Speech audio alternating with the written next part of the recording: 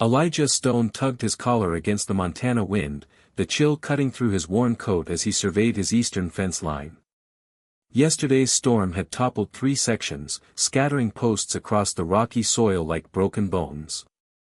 Hands raw from years of solitary labor, he dismounted, grunting as he knelt to inspect a splintered post.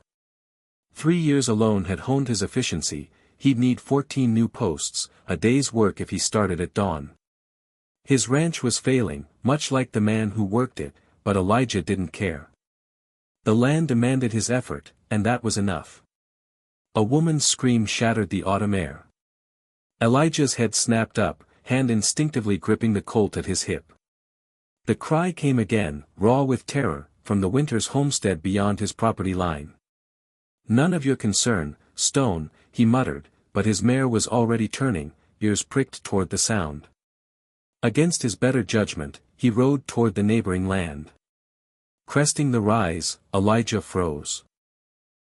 In the muddy yard below, Sarah Winters knelt, her dress torn, arms shielding her chest.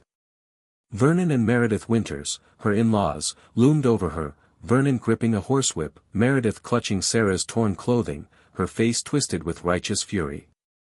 Sheriff Hadley stood nearby, thumbs in his belt, watching with indifference. "Teach the harlot what happens to women who kill their husbands," Vernon spat, raising the whip. "She'll leave this land marked as she is," Meredith sneered, tossing Sarah's dress into the mud. Elijah crossed the property line before his mind caught up. "That's enough," he called, voice steady with the authority of his past life. Sheriff Hadley turned, hand on his gun. "Family business, Stone. Ride on." "Looks like torture to me," Elijah replied, his tone low and dangerous. "Her husband died suspiciously," Vernon sneered. "We've the right to discipline our son's widow." Elijah's gaze fell to Sarah, her eyes holding not just fear but a defiant spark he recognized, a mirror of his own buried pain. "The law doesn't allow this," he said, knowing frontier justice often bent to power. "I am the law here," Hadley countered. "Vernon's within his rights." In one fluid motion, Elijah drew and fired, sending Vernon's hat flying. "Next one's between your eyes." Vernon froze.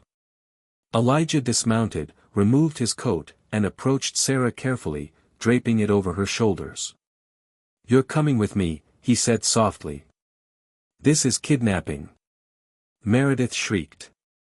"Try to stop me," Elijah challenged, helping Sarah onto his horse. Hadley's voice followed them. "We'll get her back, Stone. Her and that land." At Elijah's cabin, Sarah stirred as shadows stretched across the floor. Half conscious during the ride, she now blinked warily in the dim light. Elijah sat by the door, gun across his lap. He'd laid out a faded shirt and trousers, too large but clean, beside a basin of water and soap. "Where am I?" she asked, voice cracking. "My ranch," Elijah replied, avoiding her gaze. 5 miles from the Winters place. "You're safe." Sarah clutched his coat, eyes scanning exits like a cornered animal. "I'll wait outside while you change," Elijah said, rising. "Food's ready when you are." Alone, Sarah washed away dirt and blood, her bruises aching. The cabin was sparse but orderly, a bookshelf with worn volumes, a table for one, a stove radiating warmth. Behind a coffee tin on the mantel, she glimpsed a photograph, a woman and a boy with gentle eyes. She looked away. When Elijah returned with firewood, he nodded toward a bowl of stew. "Eat." "Why help me?" Sarah asked, still by the bed. "Some things a man can't ride past," he said, stacking wood methodically. They ate in silence. Through the window, Sarah saw a wooden cross on a rise, fresh wildflowers at its base. Fever gripped her that night, her teeth chattering as shock took hold. Elijah hesitated, then laid another blanket over her, pressing a cool cloth to her forehead. When delirium made her flinch, he spoke steady words until she calmed. At dawn, Sarah woke to find Elijah at the window, watching smoke rise from the winter's homestead. She swayed beside him, following his gaze. Her legs buckled. Elijah caught her, her tears soaking his shirt. "Everything I had," she whispered. Elijah held her, offering no false comfort, unable to pull away. A week passed in cautious coexistence. Sarah's strength returned, and Elijah kept his distance, speaking little as he worked his land. On the 7th morning, she approached the corral where he wrestled a spirited chestnut gelding. "You're fighting him wrong," she said, her voice startling after days of silence. Elijah raised an eyebrow. "That so?" Sarah slipped through the rails, murmuring to the horse, calming it with a gentle touch. "He's afraid of the cinch," she explained, saddling the animal with ease. "My father raised horses before he died. It's the one thing my husband couldn't take." That evening, Sarah traced the spines of Elijah's books. "You read Whitman?" she asked, surprised. Elijah nodded, uneasy at her discovery. "My father was a schoolteacher," she said, holding a volume. "These were my companions." Something shifted between them, a shared reverence for words easing invisible barriers. Their peace shattered when Jasper Quinn, a trader, arrived with news. "Wanted posters in town," he said, glancing between them. "Kidnapping. Defiling Vernon's daughter-in-law." "Defiling?"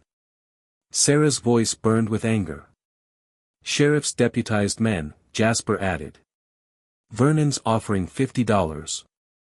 After Jasper left, Elijah handed Sarah a revolver. "Ever fired one?" She shook her head. He taught her behind the cabin, positioning her hands, his chest brushing her back. "Breathe out when you squeeze." Her shot struck the target. "You were a lawman," she said, not a question. "Once." That evening, Sarah burnt the biscuits. Elijah's chuckle broke the tension, and her laughter followed, a rusty sound for both. A storm hit without warning, snow sealing them inside. The cabin felt small, their proximity unavoidable. Sarah broke the silence. "We need to talk about what Vernon wants." "I'm listening," Elijah said, sitting opposite her. "My father owned 80 acres with a schoolhouse," Sarah began. "When he died, supposedly of heart failure, Vernon arranged my marriage to his son, Frank, a drunk who used his fists. The marriage gave Vernon my land, but my father left papers proving my ownership." "Why's the land valuable?" Elijah asked. "Water rights. 3 creeks converge there, enough to control the valley in droughts." "Frank died falling drunk from his horse," Sarah continued. "Vernon claimed I spooked it deliberately." "Did you?" "No," she said, meeting his eyes. "But I didn't grieve." Elijah's jaw tightened. "I was a territorial marshal, tracking outlaws when influenza took my wife and son. I buried them myself, resigned the next day." Sarah's hand moved toward his, not touching. "My papers are under the schoolhouse floorboards. With them, I can prove Vernon's claims false." "We'll go tomorrow night," Elijah said, "if the storm breaks." Dawn revealed fresh boot prints approaching the cabin. That night, under moonlight, they rode double to the schoolhouse. Inside, Sarah pried up a floorboard, retrieving a metal box with papers, her father's deed, will, and a letter detailing Vernon's threats. A rifle shot splintered a tree as they rode back. "Bounty hunters," Elijah growled, urging the horse toward a ravine. He passed Sarah the reins. "Don't stop." He took cover, dropping one hunter. The second circled, firing wildly. A twig snapped behind Elijah. As he turned, a pistol aimed at his chest. A shot rang out, Sarah, 20 yards away, holding his spare revolver. "I couldn't leave you," she said. Elijah crossed to her, kissing her with years of buried longing. She pulled back, confusion in her eyes. "We should go," she whispered. Smoke rose from Elijah's barn as they neared home. Vernon's men, 7 of them, surrounded the ranch. Sarah and Elijah split up, her firing a diversionary shot, him picking off guards. They freed the horses from the burning barn, smoke cloaking their escape. Sheriff Hadley and deputies cornered them. "You're surrounded, Stone," Hadley sneered, striking Elijah. As they were dragged to town, Sarah caught Elijah's gaze, her nod promising defiance. In the courthouse, Sarah produced her papers. "These prove my ownership and Vernon's threats against my father," she declared.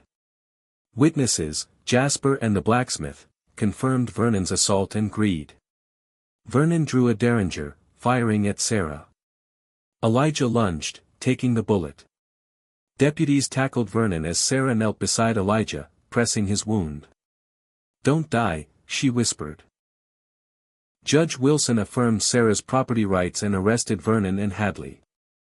3 weeks later, Sarah sat with Elijah on his porch, his recovery slow but steady. "Land office confirmed it," she said, holding the papers. "My land and yours, secure." "What'll you do?" Elijah asked. "Depends," Sarah replied, taking his hand. "Maybe a partnership." "I'm not whole," he warned. "Neither am I," she said, smiling. "Together, we might be." Wildflowers bloomed over the grave behind the cabin, new life rising from old grief, transforming pain into hope.